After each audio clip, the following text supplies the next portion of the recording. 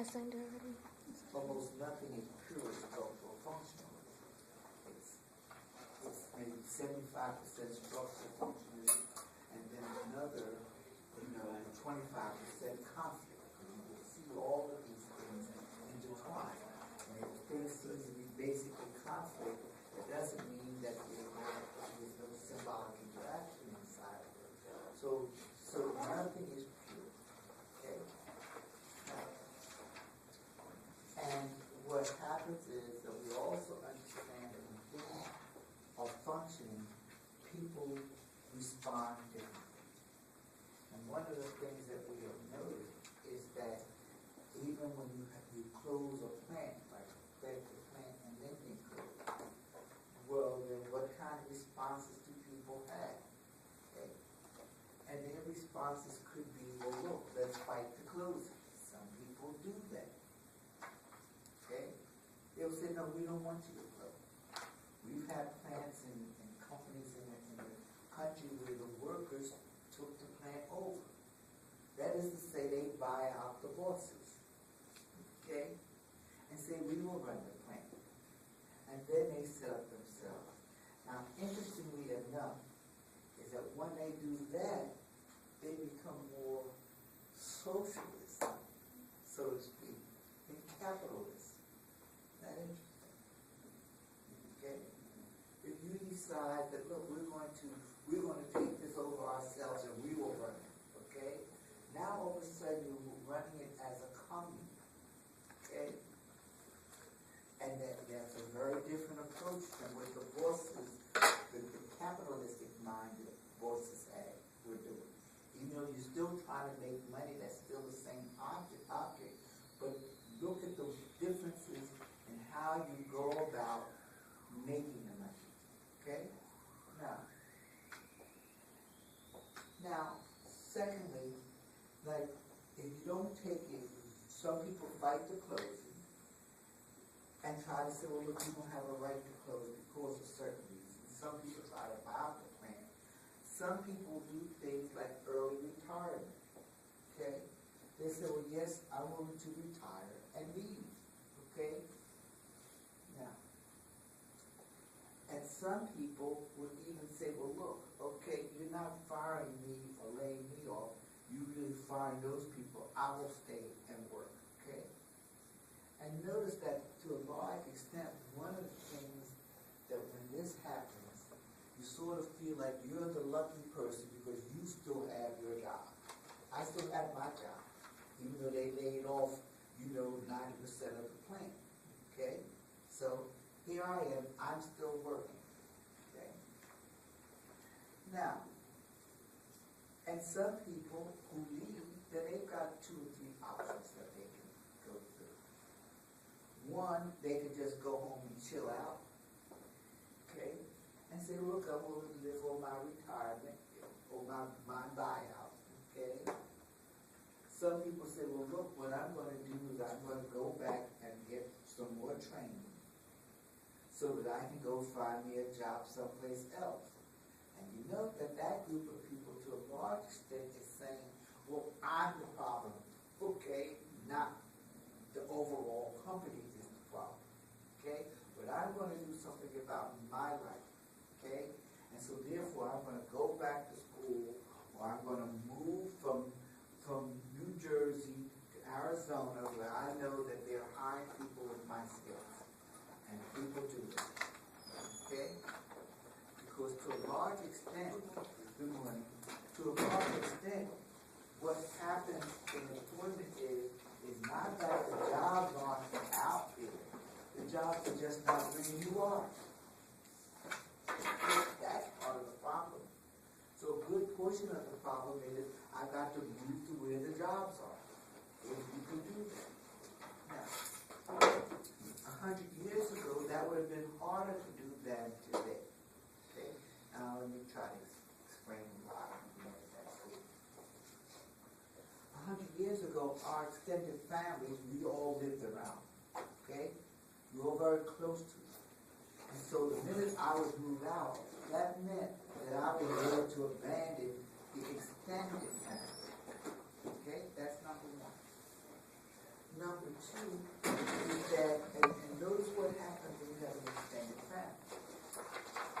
You have a spouse and children.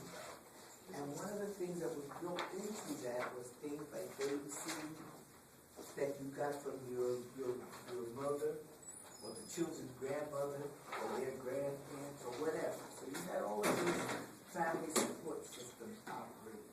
Okay? Now, there came a time, and to show you how sociological thought changes, that when people had to start moving for jobs because of things like education, okay, you used to get educated very much in your state, and you stayed there, you worked with your family. Now people get educated all over the country. Today, all over the world. Okay? So that what happened is that the person would then say, I'm living here and I'm going to go because I know that my plans moving to Arizona, I'm going to live in Arizona or in California. Now what does that mean? That meant that you left your support system. Okay? Now, some sociologists say that is good. Now I'm going to say something just so you remember this, okay? If you can only, you know how they say you make, if life gives you lemon, make lemonade, okay? Now notice that we put a spin on everything. The reason sociologists said that was good is because now all of a sudden you don't have your family structure to rely on. You don't have an extended family to rely on. So who do you rely on? And your spouse. Okay? So they saw that as a way of the people getting closer together. I don't know that that's what happened because I think historically it did the opposite. Okay? Now, and that's a strange statement too. Okay? But the reason why I will say that it may have done the opposite is because extended families do a lot. It gives you a place to go to complain when things aren't right. Do what social religion does. If things aren't going right, if you're in a new town, you don't have your girlfriend that you can talk to, your boyfriend you can talk to, you go to your family. And you tell your mother, is marriage this hard? Right? Is being married this much of a problem? And invariably, like if it's the father, it's a yes, and then you see the time I had with your mother, that you told you something. And that sounds funny, but it is. That's why it's always strange when people start saying, I don't understand this. If you go up in a house with a mother and a father, and you're not super wealthy, trust me, all you saw was a lot of arguing. That's what happens. That's what happens when two people get together. I'm going to go for this side. Okay? Understand that the reason, or one of the reasons that you could have close friends, okay, and you're close to some relatives, is so that you can take advantage of it.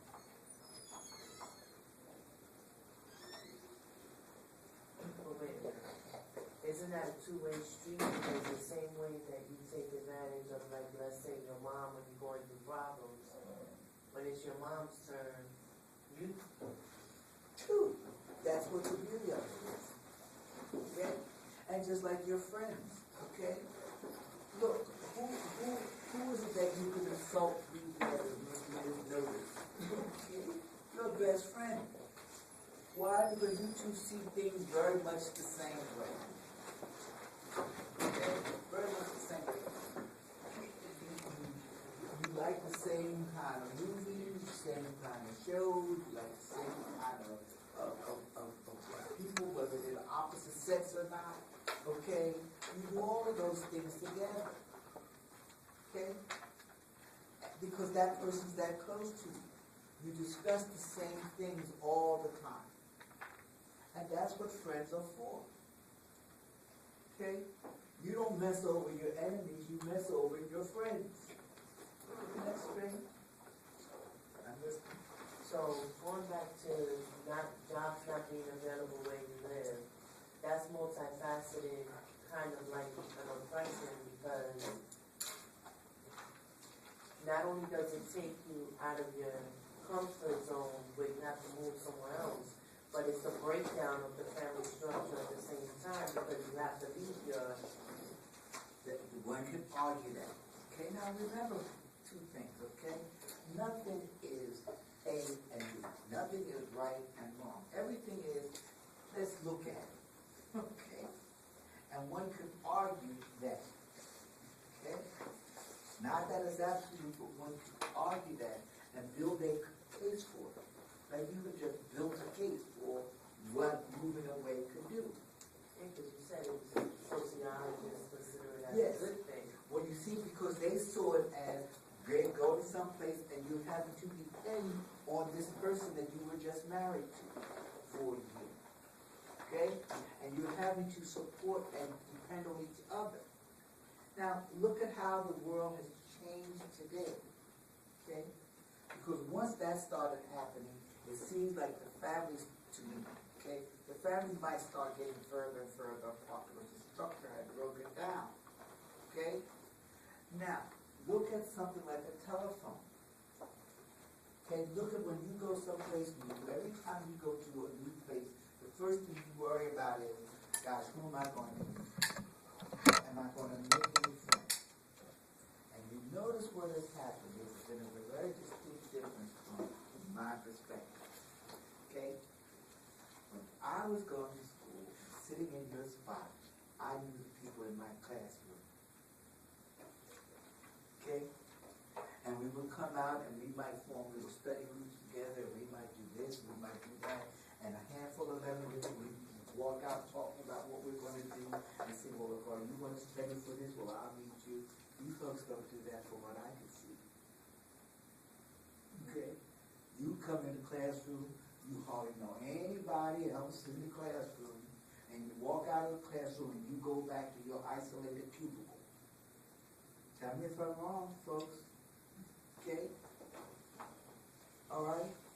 Now that is how impersonal we have become. Okay?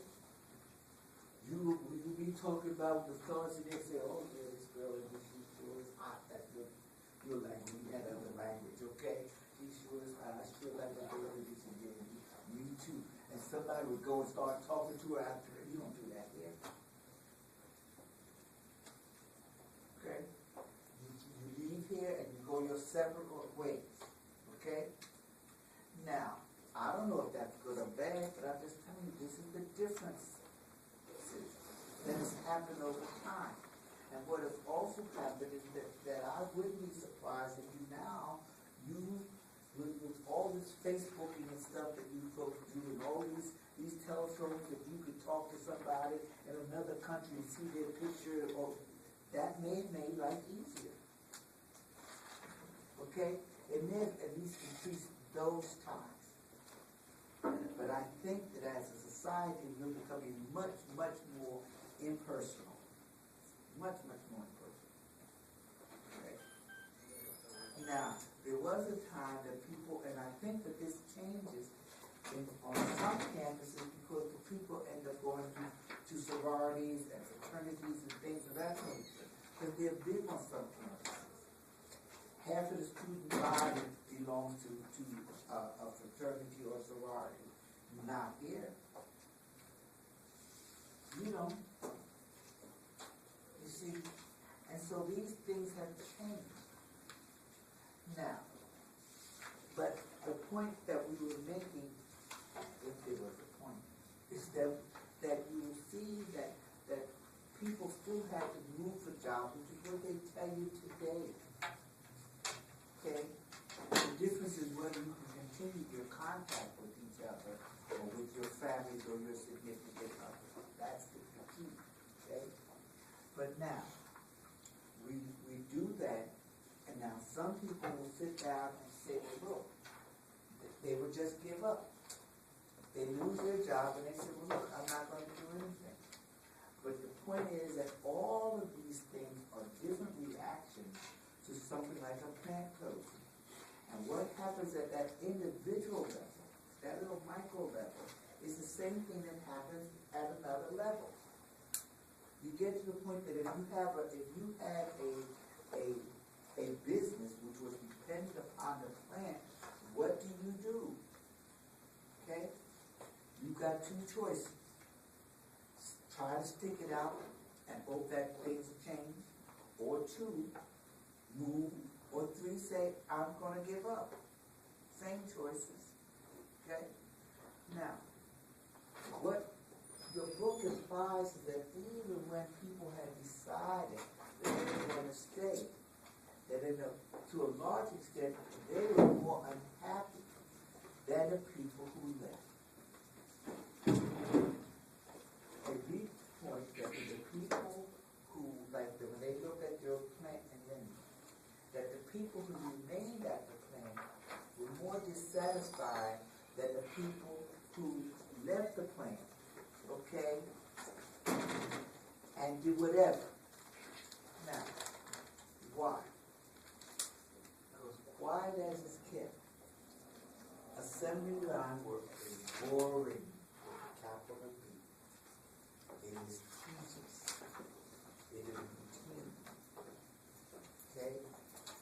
And then what happens is that notice that the emphasis is not on camaraderie or anything like that. The emphasis is on getting the work done. Okay?